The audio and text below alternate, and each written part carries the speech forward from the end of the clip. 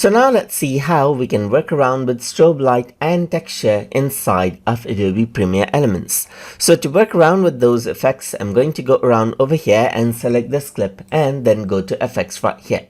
So once I do that, I'm going to go around over here and go to let's say for example over here onto stylize right here. So once I go around onto the stylize section, you can see that strobe light is an option. So if I were to go around and click and drag this out onto this particular video clip right here, then you can see the strobe light right here. So this is what you have.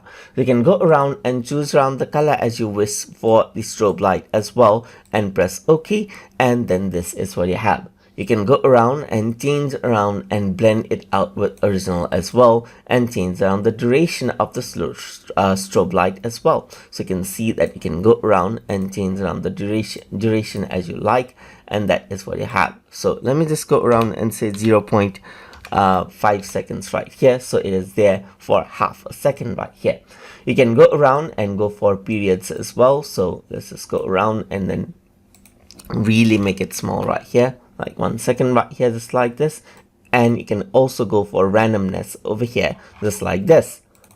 So apart from that, you can see that this is what you have. You can also make the layer transparent right here, just like this, or just operate on the layer. And you can go around and add to the strobe right here, or utilize the other option as you can see right here, so that the light behaves in a certain way.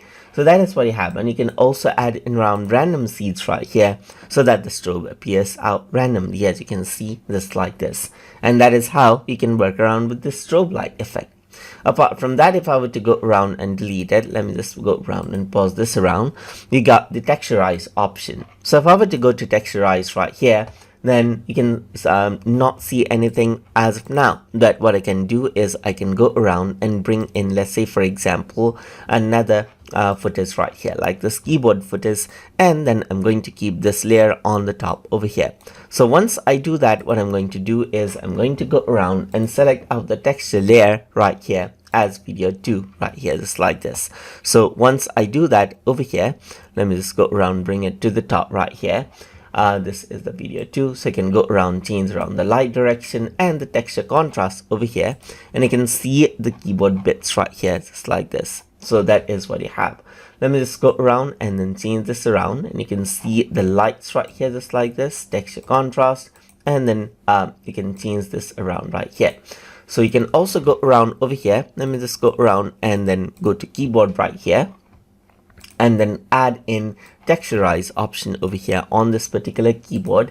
And if I were to go around and select out video 1 right here, then you can start seeing the texture right here. You can change around the light direction, as you can see right here, and then change around the texture contrast over here as well. You can go around and tile out the texture right here, just like this, or center out the texture right here, or stretch the texture to fit as well. Let me just center this out, and over here you can see, like as I go around, you can see the texture over here, just like this.